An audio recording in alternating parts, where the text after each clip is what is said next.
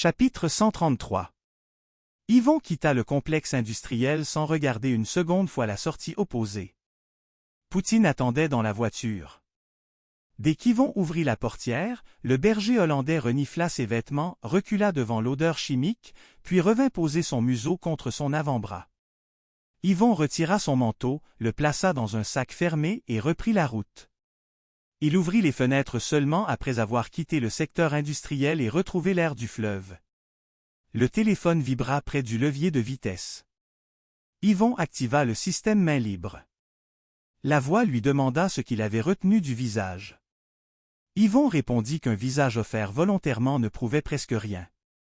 Elle reconnut qu'il apprenait, puis ajouta que le noyau de Luxure n'avait plus besoin d'être suivi. Il allait s'exposer lui-même. L'appel prit fin clairement. Quelques secondes plus tard, Yvon reçut un lien accompagné d'une heure de publication. Il continua jusqu'à un petit stationnement près du fleuve, loin des vapeurs et de la circulation lourde. La lumière frappait l'eau avec une beauté presque déplacée après le complexe. Yvon donna de l'eau à Poutine, puis ouvrit le lien. La page était inactive. Un compteur indiquait moins de 2 minutes. Sous le compteur apparaissaient des journalistes, des avocats représentant des victimes et plusieurs responsables capables d'authentifier les documents. Des copies chiffrées avaient été remises à plusieurs personnes. Si une page disparaissait, d'autres liens seraient publiés. Ce n'était pas une prise de contrôle de la ville. C'était une sortie préparée avec assez de portes pour qu'aucune main ne puisse toutes les refermer. Le compteur atteignit 0.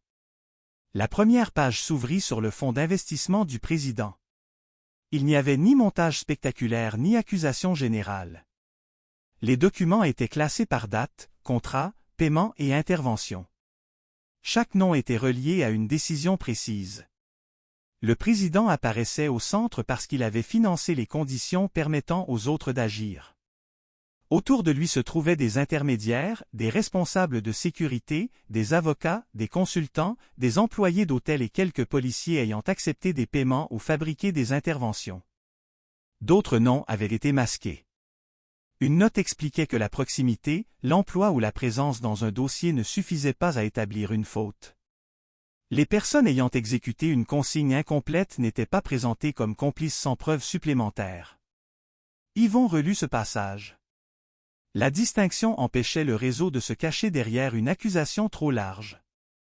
Elle empêchait aussi la vérité de devenir une arme contre tous ceux qui partageaient un bureau, un nom de famille ou une adresse. Le téléphone vibra de nouveau. La voix demanda si Yvon trouvait cette prudence trop douce. Yvon répondit qu'elle arrivait tard, mais qu'elle restait nécessaire. La voix reconnut qu'une vérité qui frappe les innocents offre aux responsables la meilleure défense possible. Ils peuvent alors se présenter comme victimes d'une chasse aveugle. Yvon demanda ce qui arriverait aux familles. La voix répondit que les adresses privées, les noms des enfants et les informations sans rapport avec les fautes avaient été retirées.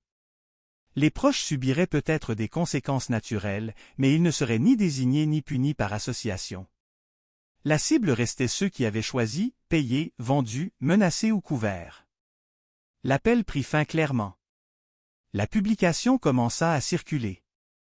Un journaliste confirma un premier contrat. Une avocate déclara que ses clientes possédaient les originaux.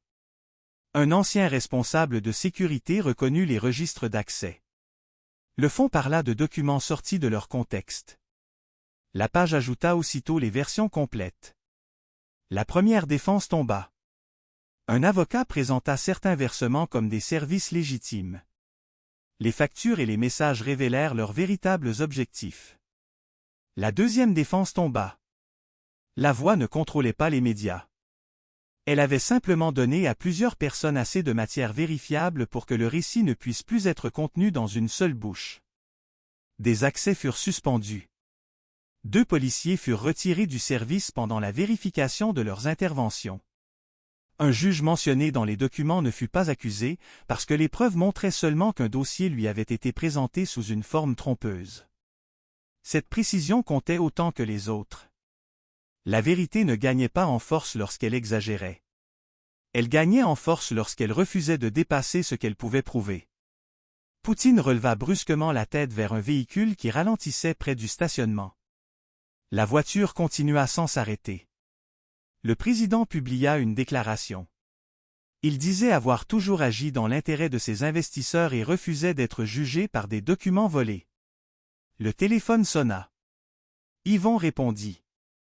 La voix lui demanda ce qu'il restait d'un homme lorsque son argent ne pouvait plus acheter la version des faits. Yvon répondit qu'il lui restait encore les tribunaux, les relations et le temps. La voix accepta cette réponse. Elle ne promettait ni condamnation ni arrestation.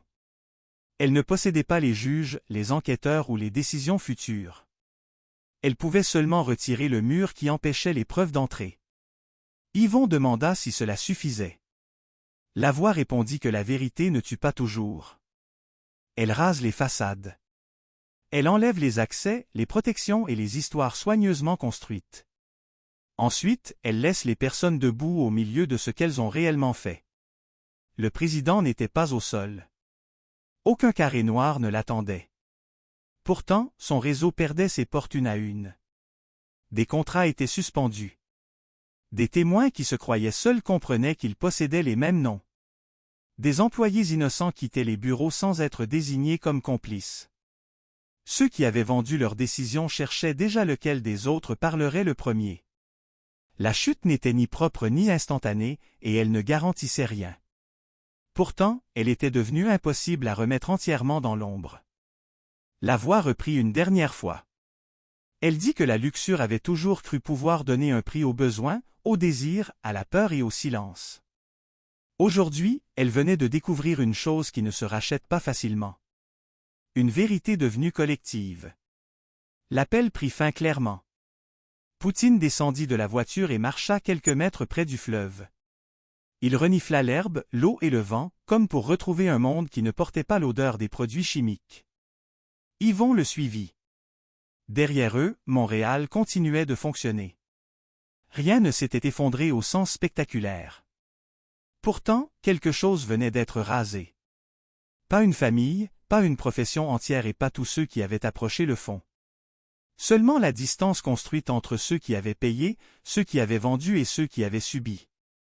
Certains tenteraient encore de sauver leur place, de déplacer l'argent ou de fabriquer une nouvelle version. Mais ils ne pouvaient plus prétendre que personne ne savait. Et pour certains systèmes, être enfin vu constitue déjà le début de la fin.